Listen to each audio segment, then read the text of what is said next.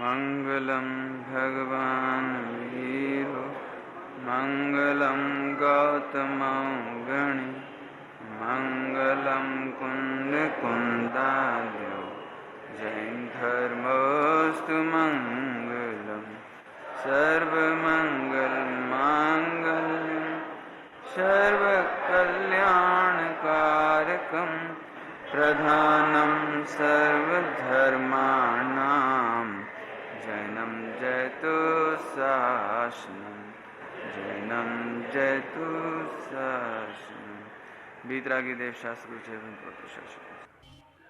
लाखों वर्षों तक जीऊं या मृत्यु आज ही आ जावे, यह देह के प्रति निष्प्रयता हुई।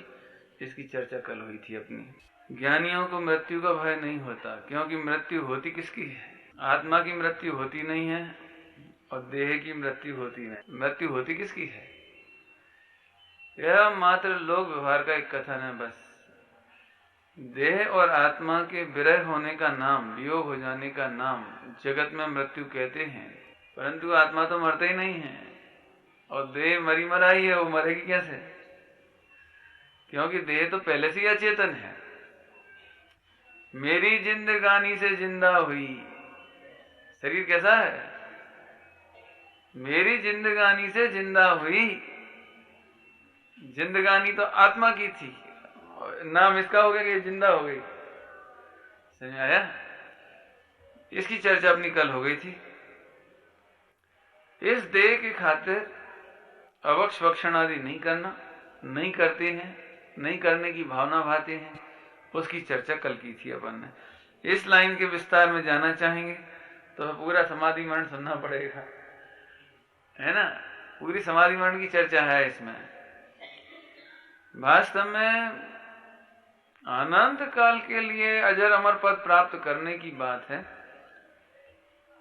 विश्व में कहीं भी मृत्यु का उत्सव नहीं मनाया जाता, लेकिन जैन शासन ऐसा है जिसमें मृत्यु महोत्सव मनाया जाता है। जैनों के लिए मृत्यु महोत्सव है, क्योंकि मृत्यु निर्वाण का कारण बनती है। अंतिम बार मृत्यु होती है ना, अंतिम बार देह छूटती है तो क्या हो जाता है? निर्वाण, मोक्ष। इसलिए जैन शासन में मृत्यु महोत्सव है, समाधि मरण एक महोत्सव है।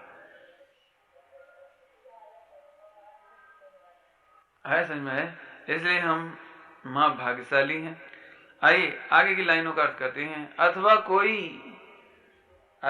कोई कैसा ही भय।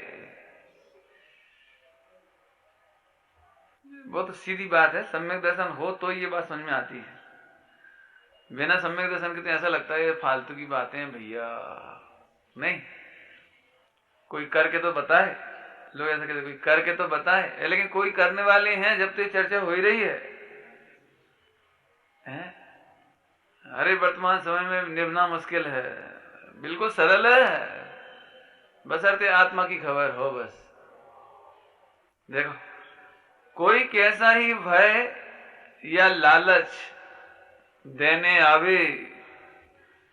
बहुत सरल बात है, बहुत सरल। निष्ठा खरीदी जा सकती है। बोलो, आज भी निष्ठा होती है ना। जैसे समझ लो, जगत में मुझे श्रद्धा है कि मैं पुरुष हूं। निष्ठा माने विश्वास। तुम्हारा यह विश्वास है कि तुम पुरुष हो। अब लोक में कितने रुपए दे दिए जाएंगे, तुम अपने को स्त्री अनुभव करने लगोगे? क्या माने किस लालच में आके तुम स्त्री पना स्वीकार कर लोगे कि मैं स्त्री हूं? कौन करेगा था? क्योंकि वस्तु स्वरूप की जो निष्ठा है, शरीर से हम पुरुष हैं तो हमारी निष्ठा भी पुरुष बने की है। वो करोड़ों रुपए लेकर के भी लालच में नहीं दी जा सकती। छोड़ सकते हो निष्ठा? है? नाटक तो किया जा सकता है, ड्रामा में स्वांग तो किया जा सकता है। करोड़पति आदमी की निष्ठा है कि मैं करोड़पति हूं, वो दरिद्री का स्वांग कर सकता है, नाटक कर सकता है, एक्टिंग कर सकता है, लेकिन उसकी निष्ठा नहीं खरीदी जा सकती लालच में। है?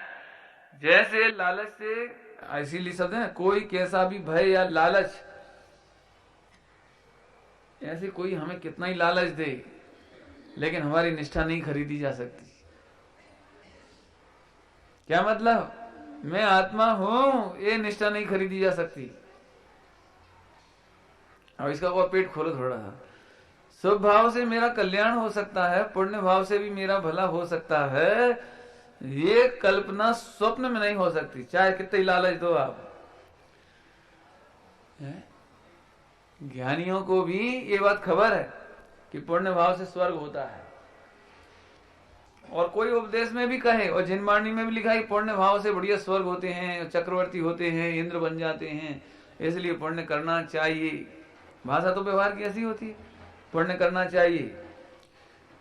तो अभी वह उसकी निष्ठा नहीं जा सकती। स्वर्ग आदि के लोभ में, लालच में पड़ करके भी उसकी निष्ठा नहीं जा सकती। क्या? इस स्वर्ग में सुख है। 4 गति में से कौन कौन सी गतियों में सुख है भैया? ये तो पाठशाला की देन है जो आप कह रहे हो। अरे ईमानदारी से बताओ, लगता कौन से में अच्छा है? देवगति में। देवगति में सुख है ऐसा कहा जाता है। पुण्य को जैसे देवगति मिलती, सारी अनुकूलता मिलती, ये भी कहा जाता है, परंतु सम्यक दृष्टियों की निष्ठा नहीं खरीदी जा सकती। लालच है, लालच में नहीं फंस सकते हो कि नहीं तो ठीक है, फिर मैं भी पुण्य कमा लेता हूं।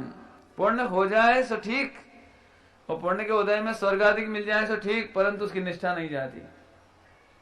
इसलिए सम्यक दृष्टि को स्वर्गाधिक में तो जाते हैं, ये बात तो पक्की है, स्वर्गाधिक में जाते हैं। और कोई अब बाद में कोई इधर भी चले जाते हैं, प्रथम नरक तक। अब बात है, लेकिन बस अब बात माने कम जाते हैं, इतना अब बात माने कम। मैक्सिमम कहां चले जाते हैं? स्वर्ग में, मनुष्य में चले जाते हैं, स्वर्ग में चले जाते हैं। ख्याल में आया? अभी मूल बात समझना कि वो स्वर्ग में गए तो अभी स्वर्ग के भोगों में नहीं फंस पाते, क्योंकि उनकी निष्ठा नहीं बिकती, लालच में नहीं पड़ते वो। समझ में आया प्रश्न? क्या? ध्यान से सुनना। अरे स्वर्ग के विषय भोग उनकी निष्ठा को ठग नहीं सकते। बहुत सरल दृष्टांत दिया। कौन सा दृष्टांत दिया था अभी? कौन सा दृष्टांत दिया था अभी हाल?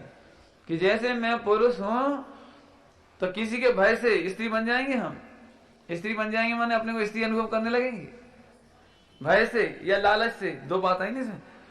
कैसा ही भय, बताओ कैसा भय जाए कि आप अपने को स्त्री अनुभव करो, कोई व्यंतर आके नाचने लगे तूफान करने लगे, तो आप क्या बोलने लगोगे कि मैं मर जाऊंगी? क्या पुरुष की आवाज कैसी निकलेगी? माने वो कितनी भी तूफान मच जाए तो भी उसके मुंह से आवाज तो यही निकलेगी, मैं मर जाऊंगा। माने पुरुष जैसी भाषा निकलेगी, पुरुष जैसी अनुभूतियां हैं, वे ठगी नहीं जा सकती भाई से। अब इसमें तो बहुत मार है। गुरुदेव श्री को भय से या लालच से खरीदा नहीं जा सका। उन्हें भय भी बहुत दिखाया परिवर्तन करते समय। जब वो परिवर्तन कर रहे थे उस समय उनको हत्या तक की धमकी दी गई थी, इतनी धमकी दी गई थी कि तुम जिंदा नहीं रहोगे आदि आदि।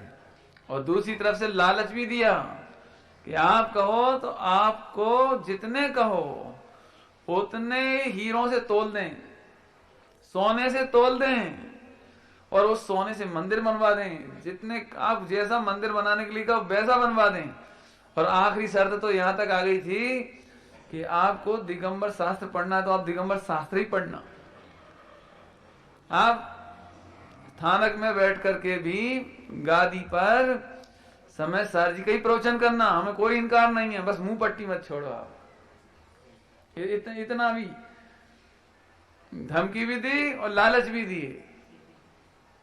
लेकिन गुरुदेव श्री का एक ही सूत्र था, मालूम क्या कहते थे? अरे रे, जब सत्य का स्वीकार हुआ है तो असत्य का नकार होना ही चाहिए। क्या क्या क्या क्या? जहां सत्य का स्वीकार होता है वहां असत्य का नकार होता ही है, होना ही चाहिए। नहीं तो मायाचारी है। स्वामी जी का पूरा जीवन चरित्र समझो आप, तो आखिरी के 2 वर्ष परिवर्तन के पहले जैसे कोई टेंशन में रहता ना, ऐसे घुटता हुआ समय था। परिवर्तन करना चाहते थे, परिवर्तन का चांस नहीं मिल रहा था, चारों तरफ तकलीफें थी, प्रतिकूलता थी, कैसे क्या करें, कैसे निकलें। जिसके सामने भी ऑफर करते थे कि मैं परिवर्तन करूं तो वही असहयोग आंदोलन बड़ी कठिनाई थी। उसी समय आजादी के आंदोलन चल रहे थे, राम जी भाई जेल में थे बहुत बहुत विपत्तियां थी उस समय। गांधी जी के सहयोगी थे ना राम जी भाई, वकील थे, मेन वकील, तो अंग्रेजों ने उनको ही पकड़ लिया था, बहुत तकलीफें थी। अब करें तो करें क्या, बस प्रश्न तो ये करें तो करें क्या। लेकिन वे लोभ में भी नहीं आए और भय में भी नहीं आए, देखो लालच में भी नहीं आए और भय से भी नहीं आए।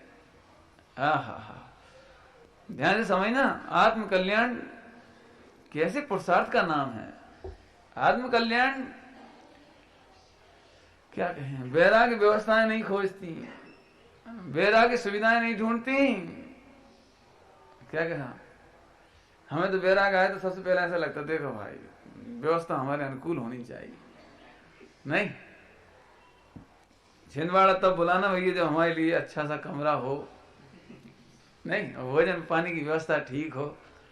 धन्य है दिगंबर मुनिराज, वैराग्य व्यवस्थाएं नहीं ढूंढती, और व्यवस्थाएं ढूंढती हैं वो वैराग्य ही नहीं होता, वो तो गृहस्थी होती है। नहीं है, आप बिना व्यवस्था के नहीं चल सकते, मैंने अपन लोग बिना व्यवस्था के नहीं चल सकते, तो गृहस्थ है ना। और दिगंबर मुनिराज वो कहेगी, उन्होंने पीछे कमंडल उठाया, चलो नहीं। भय क्या क्या शब्द आए, कोई कैसा ही भय, मृत्यु का भय तो पहले ही खत्म हो चुका ऊपर, मृत्यु का भय तो पहले ही खत्म हो गया। कोई अच्छा का हो या बुरा का हो, यश अपयश की भी चिंता नहीं रही। अब बात क्या, कोई कैसा ही भय हो, कैसा ही माने भूत व्यंतर का, कर्मों का, नरकों का, नरकों का। सम्यक दृष्टि की श्रद्धा नरक जाते हुए भी नहीं डिगती। क्या नहीं डिगी, श्रेणी को मालूम पड़ गया ना, श्रेणी को। कौन से नरक में गए श्रेणी, कौन से नरक में गए, पहले नरक में। पहले नरक में जाने पर भी श्रद्धा नहीं डिगी। क्या श्रद्धा बताओ, क्या श्रद्धा नहीं डिगी कि नरक में मुझे कष्ट होगा, हो ही नहीं सकता, नरक के क्षेत्र से मुझे कष्ट नहीं होगा, ये पक्की श्रद्धा नहीं डिगी।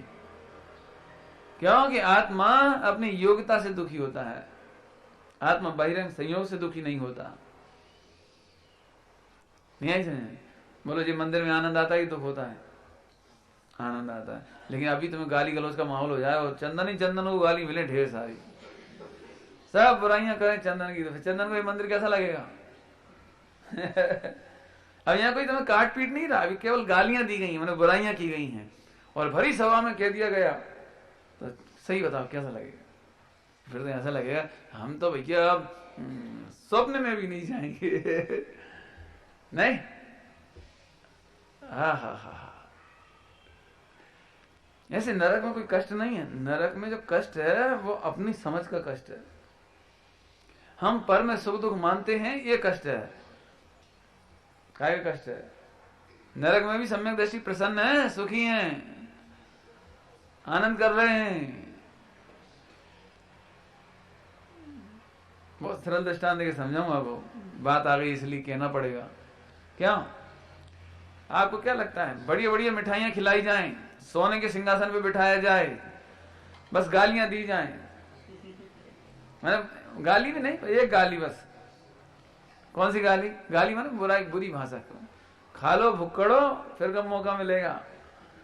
और सोने के सिंहासन में बिठा के सोने की थाली में बढ़िया बढ़िया भोजन कराएं, क्यों, ये कैसा आनंद आएगा कि भैया ऐसे भोजन से तो रूखी दाल रोटी अच्छी, क्या इससे तो कोई हमें प्रेम से रूखी रोटी खिला दे वो भली। अब तो फिर ये आनंद कहां से आया आपको, रूखी रोटी में से कि हम मिष्ठान्नों में से, आनंद किस में से आया आपको, उनमें से तो कुछ नहीं आया। रूखी रोटी में से भी आनंद नहीं आता, आता हो तो रोज खाओ।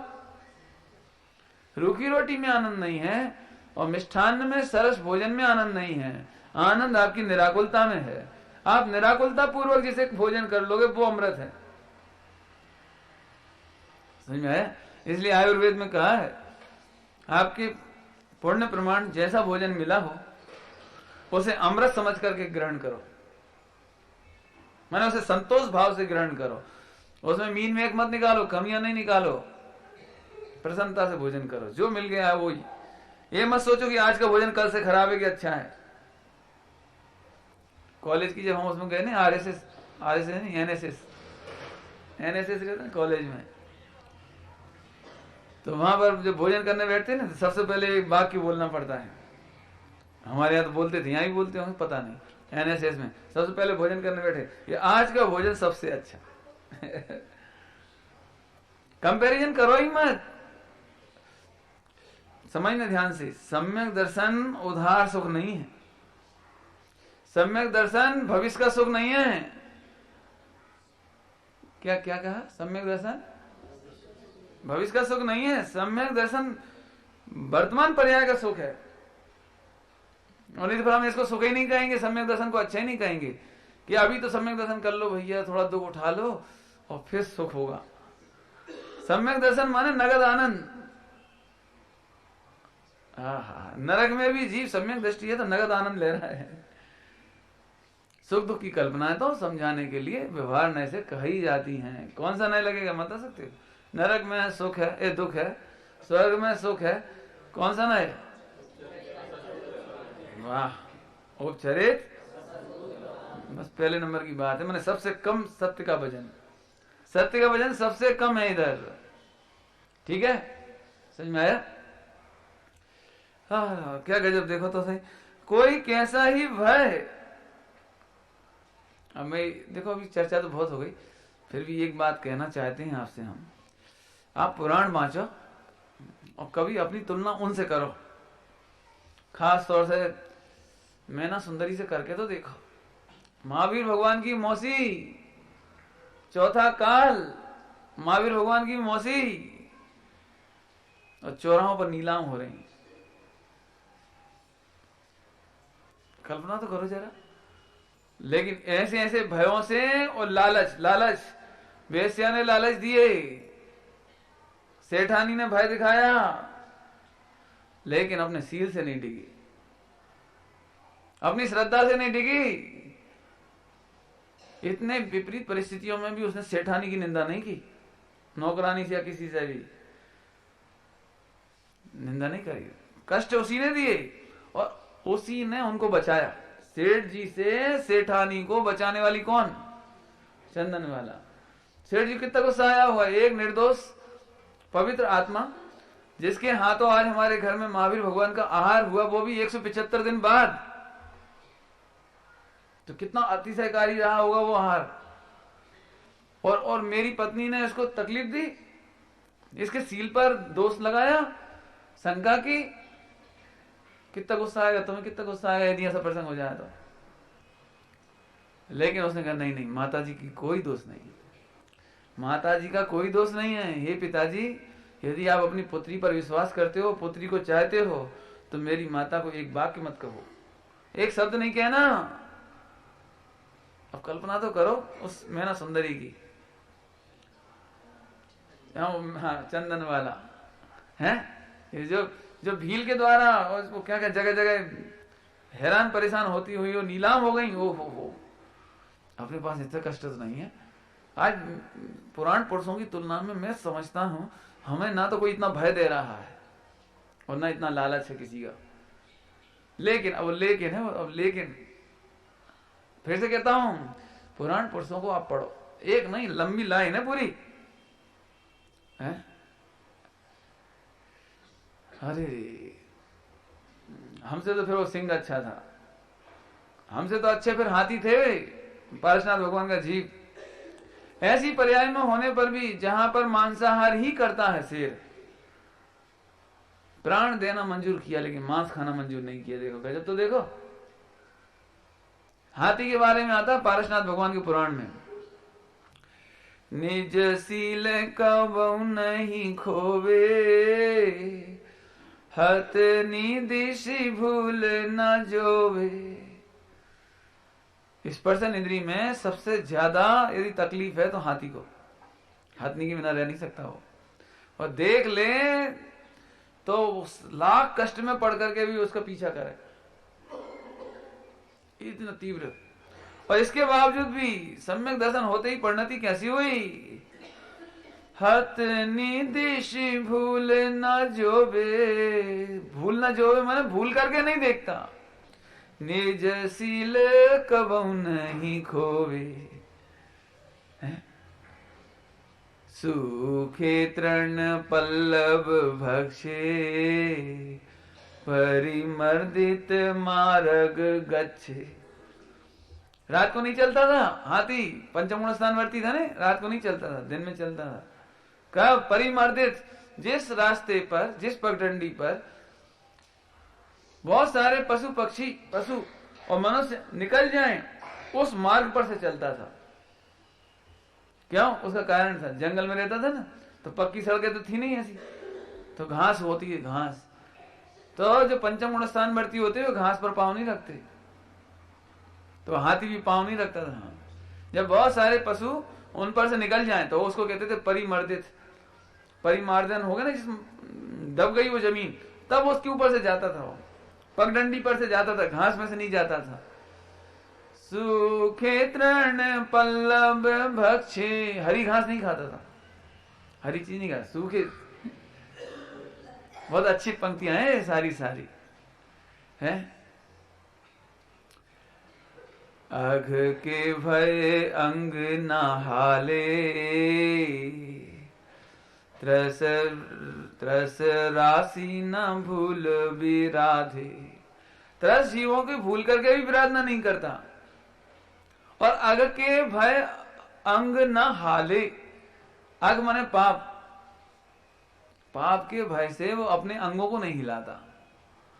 कौन कौन की कथा चले, कौन का जीव था जी?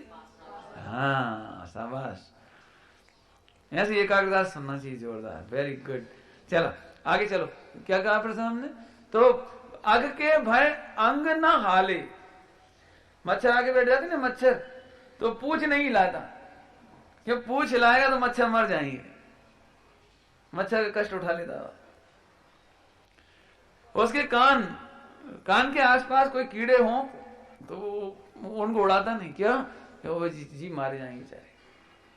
अघ के भय, पाप के भय से, अंग न हाले, ऐसा पूरा उसमें बहुत अच्छा वर्णन है पूरा, समझ आया? अरे देखो तो सही, अपन तो जरा से पैसे के खाते, एक मेरे ख्याल से पैसे का ही लोभ जरा ज्यादा है। हम न्याय छोड़ दें, ईमान छोड़ दें, धर्म छोड़ दें, कर्म छोड़ दें।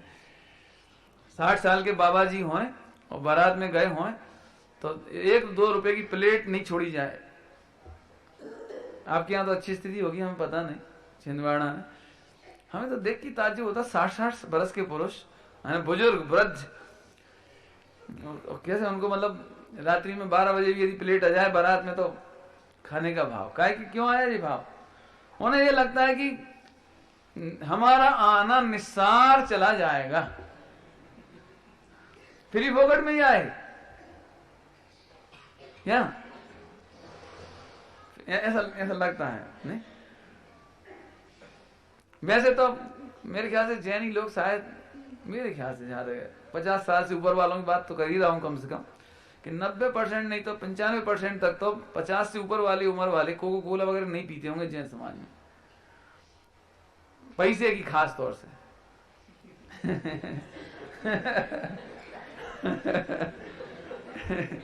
क्योंकि उसमें सर स्वाद तो होता नहीं, पैसे कौन डाले 10 बार कितने की आती है, जो भी आती हो, क्या कौन डाले उसमें पैसे फ्री की? लेकिन बारात में यदि फ्री की मिल रही हो, हाँ तो फिर शायद मैंने पता नहीं, त्याग नहीं है ना, फिर ये लगता चक्के तो देख ही लो, फ्री फोकट में चखने का मौका क्यों छोड़ो? और चख लिए तो लोग कहेंगे फेंक रहे हो, फेंको मत, तो जबरदस्ती पियो, क्या है ये? देखो तो कहां तो हमारे, हमने अभी पशुओं के दृष्टांत दिए, उन स्त्रियों के दृष्टांत दिए, सीता आदि उनके अभी चंदन वाला के। हा कैसा भी भय आ जाए, पाप के उदय का भय आ जाए और पुण्य के उदय का लालच आ जाए, स्वर्ग आदि के लालच में भी अपना ईमान नहीं डिगता, श्रद्धा नहीं डिगती। प्रतिमानी उठा लो। अब मैं अपनी तरफ से लिस्ट सुनाऊंगा तो सारी कहानियां सुनाएंगे तो आप जी कहोगे शाम को प्रवचन प्रतिमानियों के हो रहे हैं, काय के हो रहे हैं, इसलिए मैं नहीं सुना रहा हूं। विचार करना शांति से, अरे रे हमारा जीवन कब सफल है, कब सार्थक है? पाठशाला के बच्चों को देखकर आनंद आता है। पाठशाला के बच्चों से अपनी इतनी इज्जत रहती है मोक्षुओं की जिसकी हद नहीं, बहुत इज्जत रहती है। हमारे खनिया दाना में एक बच्चा पढ़ता था, 4th 5वीं पढ़ रहा है वो, उस समय 4th पढ़ता था, पाठशाला में पढ़ता था। तो टीकमगढ़ गए वो शादी में, अपनी बुआ है किसी की शादी में, कोई रिश्तेदार की शादी में गए, तो भोजन परस, तो बच्चा सबके लाइन में बैठा, तो भोजन परसने आए तो पापड़ लाए, तो झट उसने हाथ आगे कर दिए, कितने दिन के पापड़ है। वो गांव के लोग देख रहे कि हम आलू नहीं छोड़ पा रहे, हम द्विदल नहीं छोड़ पा रहे वो, और ये बच्चा पूछ रहा है कि कितने दिन के पापड़ हैं। चलो ये एक बार सुन के निकल गए, दूसरी बार अचार लेके आए, कितने दिन का है? इतना सा बच्चा बिल्कुल छोटा सा है, मुश्किल से वो 8-9 साल का होगा उस समय। तो सारे लोग जितने बैठे थे ना, जो बहुत बड़े धर्मात्मा कहलाते थे, जैनी माने तिलक बड़ा ये भी खबर नहीं कि तिलक लगाने का मतलब समझते हो? तिलक माने इस बात की जिम्मेदारी है कि रात्रि भोजन नहीं होए, द्विदल नहीं होए, अंचना पानी नहीं होवे, और सड़क पर कोई तुम्हें अन्यायी ना कहता हो, लोग तुम्हें देख करके मुंह नहीं ऐसा कर लेते, यार नाम बड़े और दर्शन छोटे, ऐसा नहीं हो। ये तिलक का मतलब है भाई साहब। अपन ने तो एक चंदन चिपकाया अरे रे, जिम्मेदारी समझना चाहिए क्या? ये बच्चों ने इज्जत बहुत रखी है। छोटे छोटे बच्चे जब कभी जाते हैं कहीं रिश्तेदारों में और रात को भोजन करें तो धीरे से अपनी मम्मी के कान में पूछता, क्यों अपने मौसी आजी अजैन है क्या? क्यों? बच्चों की तो पहचान, बच्चे तो पाठशाला में आके सीख गए ना कि जैन माने रात्रि भोजन नहीं करें, और रात्रि भोजन करें सभी अजैन। ले बड़े लोगों के लिए भी समझना भैया, ये छोटी मोटी बातें नहीं समझनी, छोटे मोटे तो दृष्टांत दिए जो आपके द्विदल के और रात्रि भोजन के हैं। ध्यान रखना भैया, हम तो कह रहे यदि अपन मुमुक्षु हैं, स्वाध्यायी हैं, और भगवान बनने की बातें सुनते और करते हैं, और गर्व से कहते हैं पूरे हिंदुस्तान में हम कोई अद्भुत मार्ग पाया है, हमने वीतरागी देशदास गुरु पाए हैं, तो आप ये समझना कि आप यदि इन बातों का पालन करते हो तो आपने पंच कल्याण से भी बड़ा पुण्य किया। क्या कह रहे हैं चंदन? 1 लाख रुपया मत खर्च करना, 1 करोड़ रुपया खर्च नहीं करना पंच कल्याणक में, लेकिन अपने जीवन को निर्मल बना लेना, ये पंच कल्याणक है, बहुत बड़ा पंच कल्याणक है। इसी का गौरव रखो। तुम्हारे पास करोड़ रुपया, तुम करोड़ रुपया दे सकती हो, मेरे पास पवित्रता है। हमारे मोक्षों के बच्चों को रात्रि में भोजन नहीं करना चाहिए, द्विदल नहीं खाना, इतने में समझ लेना। हम तो आगे चलना है, हमको तो अपनी श्रद्धा नहीं खोना। मूल बात है ना, अपनी श्रद्धा नहीं खोना। क्या श्रद्धा? आत्मा का सुख कहाँ है? आत्मा का सुख आत्मा में है, अपने में है। मेरा सुख संयोग में नहीं है, ये श्रद्धा नहीं खोना है ना। अथवा कोई कैसा ही भय, थोड़े में बहुत कह दिया, पाप के उदय में कैसा ही भय आ जाए। कभी कभी व्यंतरों का बहुत भय आता है जी, ये तो वही बहुत पागल हो रहे हैं व्यंतर के भय से। तो व्यंतर माने किसा वो क्या हुआ था आपकी बार, क्या हुआ शायद दिवाली पे 5-5 दिए जलाओ, यहाँ हुआ कि नहीं हुआ? हुआ था यहाँ? नहीं। अभी हमारे यहाँ तो गजब, जगह जगह फोन 5 दिए जलाओ, समाचार। और अभी भी नवकार मंत्र का समाचार आने लगा आजकल। तो नवकार मंत्र लिखो और आगे बढ़ाओ। काहे के लिए बढ़ाओ? ये कुछ हो जाएगा, कुछ क्या हो जाएगा? इतने में थोड़े में समझना, एक वीतरागी देव शास्त्र गुरु के सिवाय दूसरी जगह हमारा मस्तक नहीं झुकना चाहिए। मान्यता ही नहीं।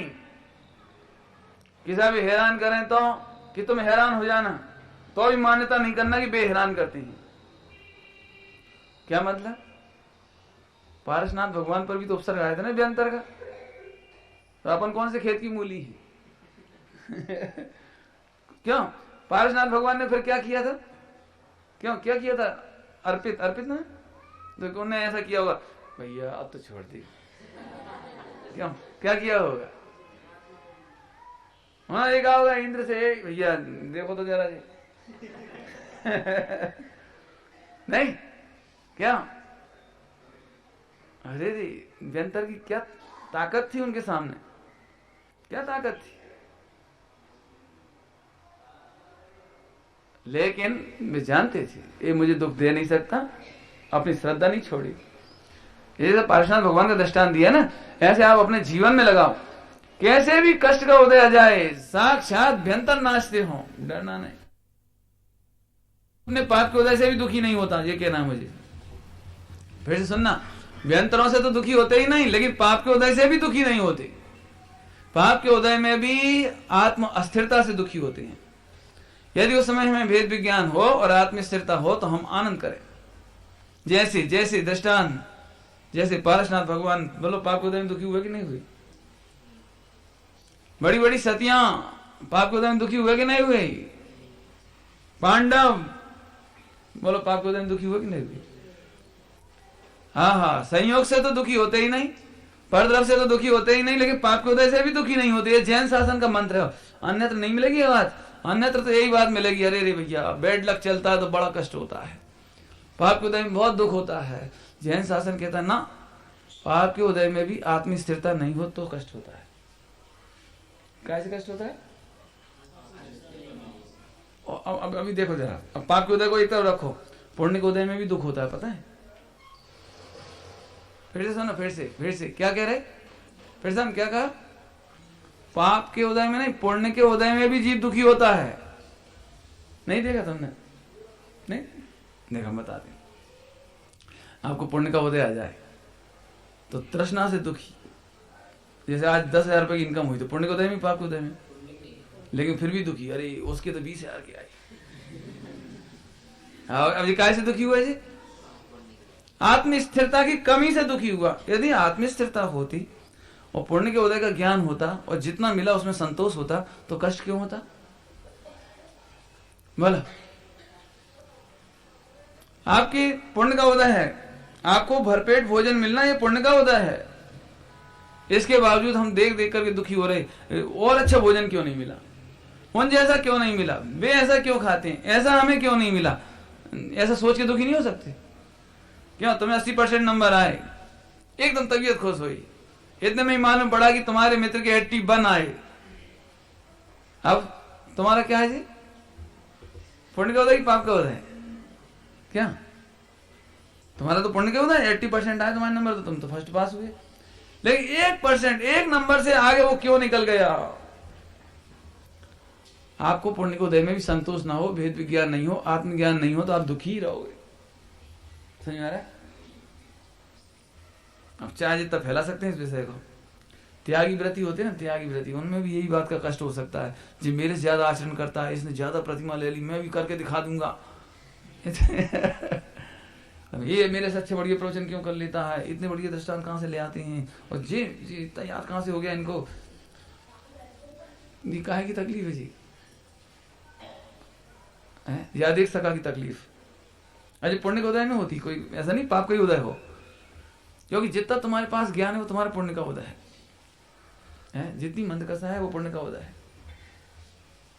समझ में आ रहा है? गजब बात है।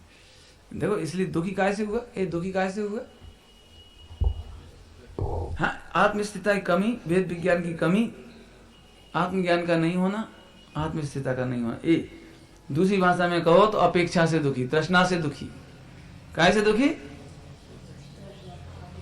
अपेक्षा और तृष्णा से दुखी। कैसे कैसे? दृष्टांत देख समझा दे, जल्दी समझ में आ जाएगा, वैसे नहीं समझ में आएगा। ध्यान से सुनना सभी लोग, आज हम पैसा की कमी से दुखी नहीं हैं और चीजों से दुखी नहीं है, हम दुखी हैं अपेक्षा से। अपेक्षा का दृष्टांत समझाए, लोग व्यवहार का है बहुत सरल और आपको बहुत हो सकता है हितकारी हो। देखिए ध्यान से, देखो हम आपके घर आए और आप इतने प्रसन्न हुए बातचीत में लग गए कि आप भूले गए कि पानी को पूछें। गलती से हो गया, जानबूझ के नहीं हुआ। इतने प्रसन्न होकर बातचीत में लग गए कि वो पानी के लिए पूछ के बोले। हम वापस आए। अब ध्यान से सुनना, आपने मुझे गालियां नहीं दी, खूब हंस के बातें करी, अच्छे से बात करी, इज्जत दी, केवल पानी को नहीं पूछ पाया आप। तो मैं घर आया और दुखी होता रहा पूरे रास्ते, और घर आके भी 2, 5, 10 साल तक दुखी रहा, और नहीं तो कम से कम साल 6 महीने दुखी रहा। और आखिर आपको मालूम पड़ गया कि पंडित जी नाराज हैं। बोले क्यों नाराज हैं? कि पानी को नहीं पूछा। तो अब आपने कान पकड़ा कि बिल्कुल ठीक अब किसे आएंगे तो पानी को पूछेंगे हम। इतनी सी बात के लिए दुखी हुए ना, तो ठीक है, अगली बार फिर आए तो आपने झट पानी के लिए पूछा। अब देखना, अपेक्षा से दुखी है, पानी तो आपने पूछे ही लिया और आपने कोई कष्ट भी नहीं दिया। तो अब अपेक्षा ये रही, देखो सूखे पानी में टरका दिए इतना भी नहीं कि अरे हम कोई खा लेते क्या, पूछ तो लेते, पूछ तो सकते थे। तो अगली बार आपने दूध पानी का भी व्यवस्था कर दी, फिर नाश्ता की व्यवस्था कर दी, भोजन पे भी गाड़ी आ गई। नहीं हो सकता। काहे से दुखी हुए? काहे से? जगत में सुखी होना हो तो निरपेक्ष बनो, बजे बीत रागता निरपेक्ष बनो। सारा जगत आज तक पैसे से तो एक भी सुखी नहीं हुआ, संयोग से कोई सुखी नहीं हुआ।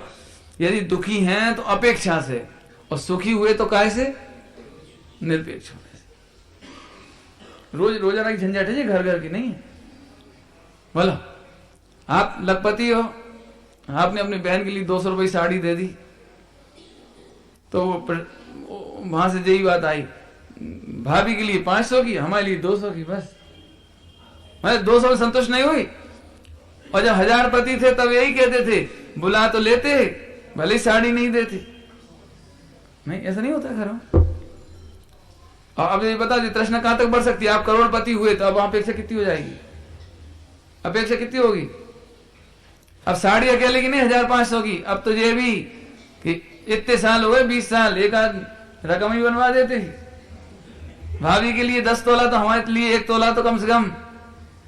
अब बताओ, काहे से दुखी हुई है? काहे से दुखी? अपेक्षा से। देख लेना, सुखी होना हो तो। हाँ, इसलिए ध्यान रखो, कितनी सुविधाएं मिलेंगी कि पुण्य प्रमाण, और कितना आनंद होगा कि पुरुषार्थ प्रमाण। क्या बोल गए? इसलिए तुम अपनी सुविधाओं की शिकायत नहीं करना। इस पंच कल्याण में हमें सुविधा ही नहीं मिली, तो हम क्या कर रहे हैं? तुम पुण्य नहीं लाए। हमारी तरफ से कोई कमी है क्या भैया? अपने पंच कल्याण में कोई कमी कर रहे हैं? बहुत बढ़िया से बढ़िया व्यवस्था कर रहे हैं, जितनी बन सकती है। रात दिन युद्ध स्तर पे काम चल रहा है क्या? इतनी अपन व्यवस्था कर रहे, और फिर भी पाप का उदय जिन्हें होगा, उन्हें वो व्यवस्थाएं नहीं मिल पाएंगी। तो क्या करें फिर अब हम? कि सुविधाओं की शिकायत मत करो, दुविधाओं की शिकायत मत करो, क्योंकि पुण्य प्रमाण सुविधाएं मिलेंगी और पुरुषार्थ प्रमाण आनंद होगा। आया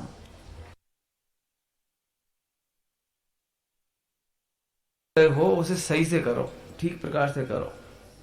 थोड़ा समझो, इसे मैं समझा के बताता हूं भैया। अपन पूजा करने की प्रतिज्ञा करते हैं, पूजा प्रतिज्ञा पाठ पढ़ते हैं। इसका मतलब समझते हो? पूजा प्रतिज्ञा कब तक के लिए किया आपने? जब तक पूरी पूजा ना हो जाए, तब तक मैं अपने उपयोग को लगा करके पूजा करूंगा। यही है ना, पूरी प्रतिज्ञा करते हैं ना, शुरू से आखिरी तक। ध्यान सुनना भाई सभी लोग।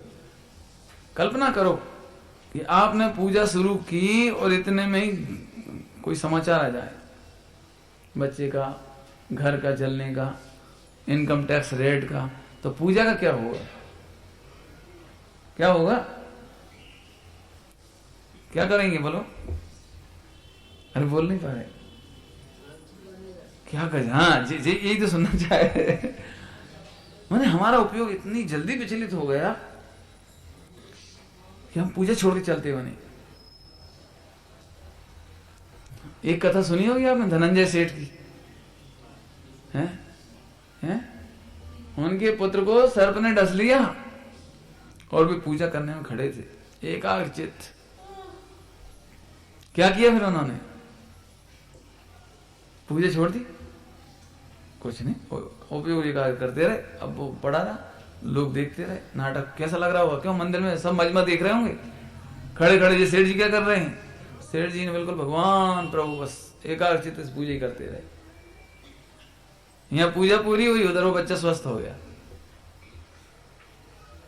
अपने को विश्वास ही नहीं इस बात का है। विश्वास यदि बच्चे की आयु का विश्वास, पुण्य का उदय, साता का उदय, इनका विश्वास है। ऐसी एक नहीं, एक दिगंबर मुनिराज दीक्षा लेकर के बैठे विराजे, और वहां उसकी पत्नी को गर्भवती थी। जब दीक्षा लेने के पहले, जब दीक्षा ली ना, वो गर्भवती थी। अब वहां उसके बालक का जन्म हो गया। यहां इन्होंने दीक्षा ले ली, वहां बालक का जन्म होगा। तो इतना गुस्सा आया उनकी पत्नी को कि वो लाई और हाल के जन्मे बालक को वहीं जंगल में मुनिराज के सामने छोड़ के चलती बनेगी। ये लोग तुम जानो, तुम्हारा काम जाने। अब वो रो रहा है सामने, और मुनिराज ध्यान में निमग्न है। न्याय मार्ग नहीं छोड़ा। क्या न्याय मार्ग नहीं छोड़ा? क्या वो चारों तरफ देखते, कोई नहीं, अब जो होता बच्चा रोएगा, अब इसका क्या होगा। चुप है, चुप है, कचे नहीं। एकाग्रचित्त। जिस पद की गरिमा हमने ली है, उस पद गरिमा को निभाना ये न्याय है। जो प्रतिज्ञा हमने ली उसका निर्वहन करना न्याय है। अब पद और प्रतिज्ञा में बहुत बात आ गई। क्या क्या ले लिया अपन ने? पद समझते हैं? अरे रे, ब्रह्मचर्य का पद, अणुव्रत, प्रतिमाएं, मुनि दशा, एक पद लिया है। इसका न्याय से निर्वाह करो। प्राण जाते हो, ऐसा प्राण जाने पर भी न्याय करो। भीतरा सर्व हितंकर में आती है लाइन, याद कर लेना कौन सी आती है, अभी सुनेंगे हम। याद है? अभी याद कर लेना, अभी पूछेंगे थोड़ी देर। पद और प्रतिज्ञा। हमने रात्रि भोजन का त्याग किया है, अब उस प्रतिज्ञा से हमें चलित नहीं होना चाहिए। एक लोक पाप का बाप कहानी सुनी। क्या हुआ था? ब्राह्मण हो तुम और उसका भोजन नहीं लेते हो, छूते नहीं हो, उसे स्पर्श बात तक नहीं करते, उसके घर में नहीं जाते, बेस्या के। न्याय किया था या अन्याय किया था? उसने अपने पद, अपनी प्रतिज्ञा, अपनी संस्कृति के प्रति न्याय किया था या अन्याय किया था? उसने काय के वशीभूत होकर के, है ना? सरल कहानी, उनको सरल कहानी। ऐसे लोग के वशीभूत होकर के वो बेस्या के घर तक चला गया, और भोजन तक उसके हाथ से लेने तैयार। जैसे पैसे के लालच में उसने अन्याय कर लिया। कौन के साथ अन्याय किया जी? कौन के साथ? इतने दृष्टांतों में किसी और को नहीं ठगा उसने, अपनी आत्मा को ठग लिया उसने। ऐसे यहां पर हम अपनी आत्मा के साथ अन्याय नहीं करें। फिर से सुनो, हमने जैन शासन स्वीकार किया, हमने सम्यक दर्शन ज्ञान चाहित का मार्ग स्वीकार किया। आत्मा स्वयं से सुखी होती है, पर से सुखी नहीं होती। ये सिद्धांत लिया है, ये विचार किया, ये निर्णय किया है। और फिर हम जरा से पुण्य पाप के चक्कर में, जरा से संयोग की तृष्णा में, जरा से लोभ में हम अपनी श्रद्धा से चलित हो जाएं, ये अन्याय है। हमने कोई प्रतिज्ञा ली और उसका चलित हो जाए, ये अन्याय है। अब बताओ, जो अपने साथ न्याय नहीं कर सकता वो दूसरों के साथ न्याय करेगा या नहीं करेगा? कर पाए नहीं कर पाए हैं? ऐसा व्यक्ति जो स्वयं के साथ अन्याय कर रहा हो, वो जगत के साथ अन्याय करे, तो इसमें कोई आश्चर्य नहीं। अब इसलिए वो लंबी चर्चा नहीं की पहले, अन्याय नहीं करो। टोडरमल लिखा है मोक्ष मार्ग प्रकाशक जी में, वे बड़ा अन्याय करते हैं जो भगवंतों के सामने विषय भोगों की भीख मांगते हैं ना, वे बड़ा अन्याय करते हैं। कौन के साथ अन्याय किया? भगवान के साथ? भगवान के साथ नहीं, अपने साथ अन्याय हो जाता है। समझ में है? इस तरह से तो भी न्याय मार्ग से मेरा कभी ना पद, हाँ, क्या लाइन लिखी थी उसमें? न्याय मार्ग को कौन सा बल बढ़ाने के लिए कहा है? वृद्धि करें निज। क्यों आत्मबल को क्यों जोड़ा इससे? उसने ऐसे लिख देते पैसा नहीं कमाऊं अन्याय से, ऐसे लिख देते। जिनके पास आत्मबल होगा वे ही न्याय कर सकते हैं। सेल्फ कॉन्फिडेंस नहीं होगा, आत्मबल नहीं होगा तो न्याय भी नहीं कर सकते लोग में। अब इसकी चर्चा तो बहुत बड़ी हो जाएगी। आत्मविश्वास, आत्मबल, समझ में? तो भी न्याय मार्ग से मेरा कभी ना पद। अब थोड़े में समझो कि अपना पद दिख गया तो क्षणिक में तो आपको आनंद लगेगा कि कोई बात नहीं, चलो मजा हुआ, कोई दिक्कत नहीं, पैसा आया ठीक है, या उल्टा सीधा खान पान कर लिया, रात्रि भोजन कर लिया, ठीक है, मजा आया। लेकिन हम भगवान बनने के मार्ग से विरुद्ध हो गए, हमने पूरा विश्वास खो दिया। नहीं आया आपको समझ में? बोलो, हम आपके घर आए और 1 पैसे का सिक्का पड़ा हो और वो उठा के चलते बने, तो आगे का क्या होगा? हमारी नीयत 1 पैसे में खराब हो सकती है। माने इतना छोटी चीज, नगण्य चीज पर आपकी परिणति खराब हो सकती है। तो रत्नत्रय का मार्ग सुरक्षित रह सकता है आपके पास? मोक्ष मार्ग सुरक्षित रह सकता है? नहीं रह सकता। इसलिए किंचित मात्र भी हम न्याय मार्ग का उल्लंघन करते हैं तो हम मोक्ष मार्ग का उल्लंघन कर जाते हैं। इसलिए न्याय मार्ग का उल्लंघन नहीं करना। इसलिए लोग में तो कहते भी हैं प्राण जाए पर वचन नहीं जाना चाहिए। विश्वास पर विश्वास घात नहीं कीजे। अब बातें तो छोटी लगती हैं। आपने दुकान पे लिख रखा है शुद्ध, अब जो भी कुछ है शुद्ध घी आदि आदि जो भी कुछ लिख रखा है, नहीं शुद्ध सोना चांदी, क्या अब किंचित मात्र भी हुआ तो अब क्या होगा ये तो बताओ। अपन इसके साथ न्याय नहीं किया, न्याय नहीं किया। अब न्याय में तो मुझे बहुत दिख रहा है जितना कहने के लिए। माता पिता ने बालकों को जन्म दिया और बालकों को रखते हैं। यदि वे माता पिता अपने बच्चों को मात्र पैसे की ही बुद्धि पैदा करते हैं, मात्र पैसे की ही कमाने की बुद्धि पैदा करते हैं और तत्व का संस्कार नहीं देते, आत्म कल्याण का संस्कार नहीं देते, वे बड़ा अन्याय करते हैं। ये तो जैन में नहीं लिखा, जैन में भी लिखी ये बात, तो पढ़ी होगी संस्कृत में। वे माता पिता बेरी हैं, हाँ है ना, क्या अर्थ है? जो बालकों को नहीं पढ़ाते। अब वहां पढ़ाने का मतलब उन्हें ज्ञान देना है, अपना तत्व ज्ञान। बच्चों में संस्कार नहीं देना ये माता पिता का बड़ा अन्याय है। शास्त्रों में आई है बात, शास्त्रों में जो माता पिता अपने बच्चों में आत्म कल्याण का संस्कार नहीं देते, उनमें और पशुओं में कोई अंतर नहीं है। क्योंकि पशु भी चाट चूट कर उनको बड़ा कर देते हैं और वे भी मात्र पाल पोस कर खाने पीने के लायक बड़ा कर देते हैं, तो पशुओं से ज्यादा बड़ा काम नहीं किया। लेकिन मनुष्यों में श्रेष्ठता तो तब ही है जब वो अपने बच्चों को धर्म के मार्ग में लगाते हैं। धर्म का मार्ग माने कहना तो बहुत चाहते हैं इसमें, लेकिन थोड़े में कहने का माने एक वाक्य सुनना ध्यान से। धर्म शब्द से तो लोग समझ नहीं पाते ना।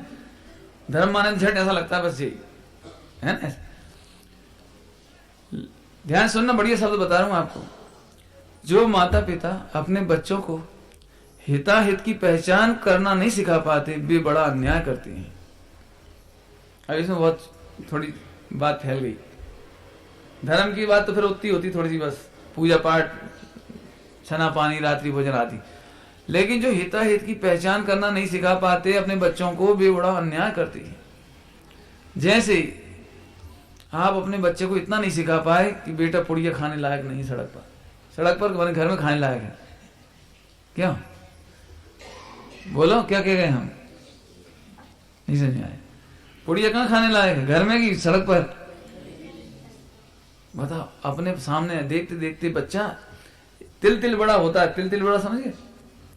माने धीरे धीरे बड़ा होता है, एक एक सेकंड, एक एक दिन अपन ने देखा है बच्चे को, और 18-20 साल का हो गया और क्या हित है और क्या अहित है, कैसी संगति करने लायक है, कुसंगति क्यों तजने लायक है, एक गंदी फिल्में, टीवी, सीरियल ये क्यों छोड़ने लायक है, माता पिता की आज्ञा क्यों मानने लायक है, बड़े बुजुर्गों का आदर क्यों करने लायक है, ये नहीं सिखा पाए तो अपन ने उनके साथ बहुत बड़ा अन्याय किया।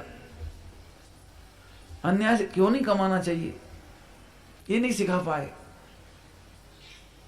छल फरेब और मायाचारी और चतुराई की बातों में नहीं पड़ना चाहिए, ये नहीं सिखा पाए, ये बहुत बड़ा अन्याय करते हैं।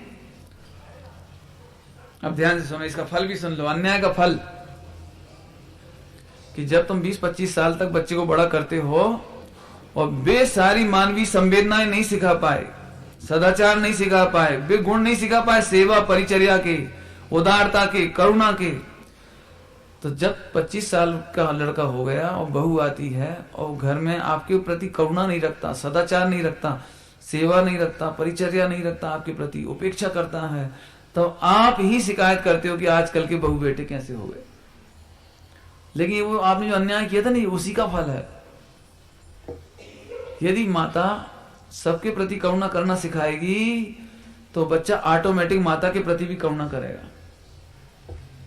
यदि सबके प्रति सेवा परिचर्या करना सिखाएगी दादा दादी के प्रति, तो बच्चा अपनी माँ की भी परिचर्या करेगा। अब इतने में समझ लेना, हिताहित की पहचान नहीं कराई तो बहुत बड़ा अन्याय करते हैं। और लिख क्या रहा है, कभी ना पद, मेरे ज्ञान में जितनी झलक रही ना ये चीज, भगवान के ज्ञान में तो कितनी झलक रही होगी, लेकिन मेरे को जितनी समझ में आ रही उतनी कह नहीं पा रहे, समझ लो। क्योंकि ये जो लाइन है ना, ये बहुत कम शब्द है इनमें और भाव बहुत है इनमें। बोलो भैया, कल्पना तो करो, आज माता पिता इतने अच्छे लग रहे हैं और 40 बरस तक लगातार 24 घंटे उनकी सेवा करना पड़े, उस दिन क्या होगा? 40 बरस, एक महीने भी सेवा करना मुश्किल पड़ेगी। ऐसा लगेगा कि इनकी गति सुधर जाए। जो माता पिता आज अच्छे लग रहे हैं, जिन्होंने हमें सब कुछ दिया है, उन्हीं की सेवा परिचर्या करने के लिए दुकान छोड़ना पड़े, पूजा छोड़ना पड़े और अपने सुख सुविधाएं छोड़ना पड़े, तीर्थ यात्रा छोड़ना पड़े, बोलो क्या होगा? अब न्याय मार्ग क्या कहता है? बोलो, न्याय मार्ग तो ये कहता है जैसा श्रवण कुमार ने किया था। क्या किया था श्रवण कुमार ने, मालूम है? कि अपने अंधे माता पिता की इच्छा पूरी की थी। क्या की? तीर्थ यात्रा। अपन करावाई नहीं? ऐसे ऐसे बहुत, एक प्रसंग बताए तो कि माता पिता बीमार हो, उनकी सेवा परिचर्या करने में पसीना आ जाए। ऐसे ही सैकड़ों प्रसंग हैं घरों में। और मैं ये मानता हूं कि महाराजों की जितनी सरल तपस्या है ना, उससे असंख्यात गुनी, अनंत नहीं तो असंख्यात गुनी कठिन तपस्या ग्रस्त जीवन की है। बहुत कठिन है, मेरे हिसाब से तो बहुत ही कठिन है। क्यों? उनके पास तो 3 कसाय चौकड़ी के अभाव में आनंद भी है, स्थिरता भी है, और यहां तो मिथ्या दशा में तो हालत ही खराब, और एक कसाय चौकड़ी का अभाव भी है तो कितना सा आनंद। और फिर उसमें भी बच्चों के प्रति जिम्मेदारी, पत्नी के प्रति, माता के प्रति, पिता के प्रति, रिश्तेदारों के प्रति, समाज के प्रति, और जाने कितनों के प्रति जिम्मेदारी, और सब में न्याय का पालन है।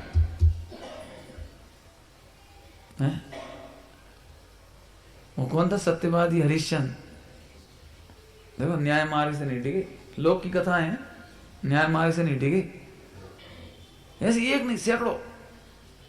हाँ, अब अपने ऊपर देखें अपन, क्या हम विपरीत परिस्थितियों में भी, पाप के उदय में भी, अपयश होने पर भी, और सब परिस्थिति लगा लेना, न्याय मार्ग का पालन कर पाएंगे? एक अंतिम बात, बाकी चर्चा कल करेंगे। ध्यान सुनना, हमें देखो, मैंने वे बातें नहीं उठाई जो आप समझते हो, न्याय से कमाना आदि आदि, वो तो इशारे में कह दिया आपको, उनकी चर्चा नहीं की आपसे, मात्र इशारा कर दिया आपको।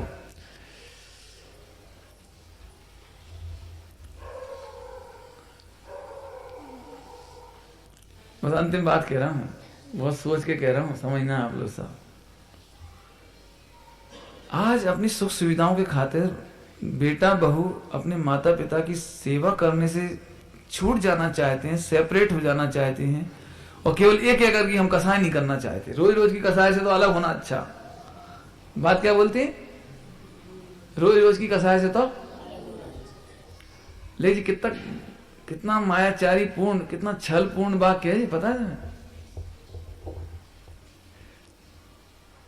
माता पिता अर्थात सास ससुर की सेवा नहीं करना, ये अन्याय है।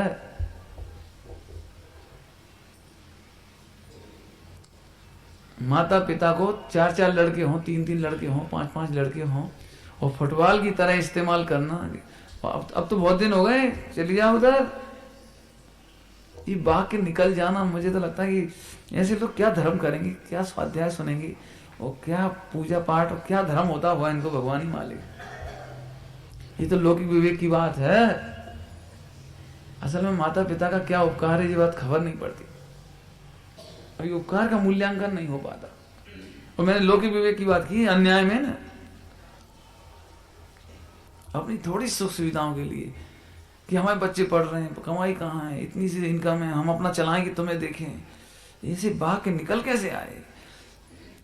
कायदा तो ये था कि रूखी रोटी हम खाते हैं तो मिल बांट के खा लें। माँ बाप के साथ रूखी रोटी खाना अच्छा है, लेकिन उनके बिना घी चिपड़ी खाना भी अच्छा नहीं। अब ऐसे इतने थोड़े में बहुत समझ लेना। हमें भौतिक सामग्री के आदर के चक्कर में चेतन सामग्री, चैतन्य भगवान, उनका अनादर हो जाना, ये बहुत बड़ा अन्याय है। हम पैसे का मुंह देखते रहे और एक गरीब भूखा मर जाए, ये बहुत बड़ा अन्याय है। हमारे पास भोजन सामग्री थी, पैसा था, हमें उसका प्रयोग कर लेना चाहिए था। देश लुटता रहे और पराधीन होता रहे और आप घर में बैठे रहो शान से एयर कंडीशन में, ये अन्याय है। बहुत चर्चा है, मैंने पहले कहा बहुत बड़ी चर्चा है। तो किसान ऐसे तो फिर बहुत ही कठिन होगा धर्म, तो फिर चलो हमारे साथ। कठिन हो गया तो सरल मार्ग तो वही है। महिलाओं का किसी के प्रति कोई कर्तव्य नहीं है, एक आत्म कल्याण का कर्तव्य बस। वे देश की आजादी के लिए भी नहीं जाते, समाज में कुछ होता हो वे कुछ नहीं करती। ऐसे उनके सामने इतने केस घटते हैं, वे कुछ नहीं करती, अपना आत्म कल्याण करती हैं। उन्होंने वो बच्चे को थपकी नहीं दी, वो थपकी देते तो अन्याय हो जाता, वो पढ़ा रहा हो। अब वो उस बच्चे का भाग्य था, विद्याधर आए और ले गए उसको, और उनके पास संतान नहीं थी, वो ले गए उसको, वो विद्याधर हो गया। वो चिंता ही नहीं करना, परिणाम की चिंता ही नहीं करना, केवल अपने परिणाम ना बिगड़ जाएं, उनसे अपने को नुकसान ना हो जाए, मुझे किसी को देखकर ईर्ष्या नहीं हो, ये अपने साथ अन्याय है। अब थोड़े में बहुत कहा भैया है ना, बड़ा गमगीन माहौल हो गया आज। ये अन्याय की बात है ना, अन्याय की बात, इसका पेट जितना खोलो उतना सड़ांद आने वाली है इसमें से। ऐसा इसीलिए तो ऐसी चर्चाएं मत करो, छूता ही नहीं, ऐसा कहो। एक समय का विकार, भगवान आत्मा से न्यारा है, आनंद आ गया, आनंद आ गया, आनंद आ गया। उस सड़ान में रह कैसे लेते हो तुम? जो जिससे न्यारे की बात कर रहे हो, उस सड़ान में घुस कैसे जाते हो तुम? माने उस गंदगी में, उन विकारी परिणामों में तुम रह कैसे जाते हो? समझ आए भैया? समझ आए बेटा? माता पिता की सेवा। अरे साहब आप प्रवचन में ऐसी ऐसी बातें करते हो, कहां तो ये कहते हो केवली भगवान भी, सुबह का प्रवचन एकदम क्या अनंत भगवान के भी ऐसा कह देते हो, और शाम को ऐसा। मैं नहीं कहता भैया, ये इतना नेचुरल है। देखो एक बहुत सरल बात सुनो, मैं आपको इसका लॉजिक दे के छुट्टी करता हूं। देखो ध्यान से विचार करोगे, रोजाना देते हैं वो लॉजिक, आज भी वही दे रहे। अब एक कल्पना तो करो, तुम भी भगवान बनने वाले हो, तुम्हारे माता पिता भी भगवान बनने वाले हैं। अब ऐसी कंडीशन में उनके साथ क्या व्यवहार होना चाहिए, सोचो बस। ये भौतिक सामग्री का मोक्ष नहीं होना, भौतिक सामग्री से कोई मतलब नहीं है, लेकिन एक गरीब भूखा मर रहा है, लेकिन ये भगवान बनेगा, भविष्य का सिद्ध है ये। बोलो इस पैसे की सार्थकता किस चीज में है? बोलो तुम बहुत अच्छे विद्वान हो, तुम बहुत अच्छे त्यागी हो, अब मैं तुमसे जलापन करूं, ईर्षा करूं, अरे गजब बात है। दो जनों का क्षोभ में अंतर हो तो इतने में ईर्षा, दो जनों की परिणति में कसाय में अंतर हो तो ही ईर्षा, बिल्कुल नहीं। यदि ये होता है तो बहुत बड़ा अन्याय है हमारे साथ। तुम ही तो भगवान बनने वाले हो। भगवान में तो प्रेम होना चाहिए, साधर्मी वात्सल्य होना चाहिए। साधर्मी वात्सल्य का नहीं होना, बोल दो वही अभी की भाषा में, वे बड़ा अन्याय करते हैं। भाऊ भाई जी कहते थे भगवान वीतरागी हैं और उनके सामने राग की सामग्री मांगना, पुण्य की सामग्री मांगना, बच्चे मांगना, पैसा मांगना ठीक है कि नहीं?